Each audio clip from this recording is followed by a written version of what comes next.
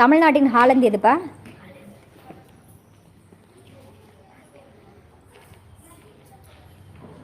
தமிழ்நாட்டின் ஹாலந்து.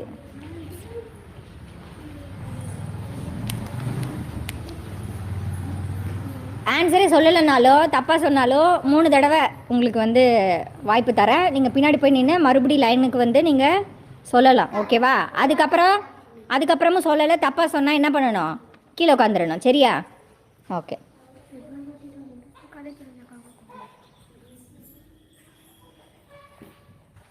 தமிழ்நாட்டின் சரித்திரம் உரையும் பூமி.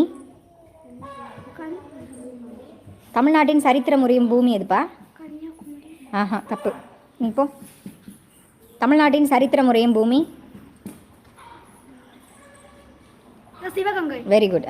10. தமிழ்நாட்டின் இயற்கை பூமி.